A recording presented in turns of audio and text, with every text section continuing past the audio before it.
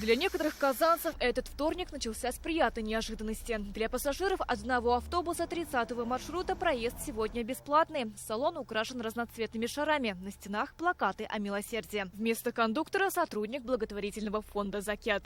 Сегодня проходит всемирная акция, называется «Щедрый вторник». И в связи с этой акцией фонд «Закят» оплатил сегодняшний проезд в этом автобусе. Проезд для вас будет бесплатный. Это вам. Пассажирам вручают буклет с информацией о деятельности фонда. При желании каждый может послушать лекцию о красоте ислама и узнать, почему нужно совершать благие дела. Если человек интересуется религией, то отвечаем на религиозные вопросы на тему ислама. Насчет Бога, да, насчет пророка Мухаммада, насчет мира, доброты. Целью акции является побуждение к добру и вообще, чтобы люди не забывали, что добро есть. 30-й маршрут выбран не случайно. Он один из самых протяженных, пролегает от перекрестка Туслак до станции Лагерная. Каждый автобус в день перевозит порядка 800 человек.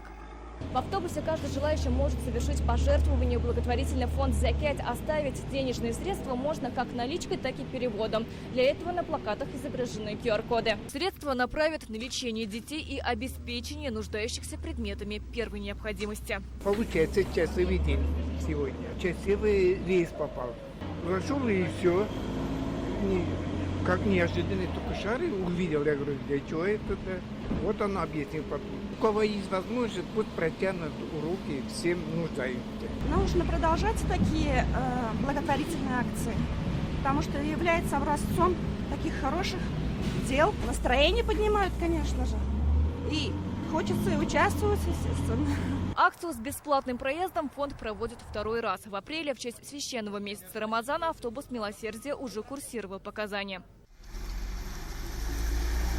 Отличить автобус добра можно было по плакату на лобовом стекле. Проехать на нем жители сегодня смогли до 7 часов вечера. Сирина Васильева, Лейсан Саитова, ТНВ, Казань.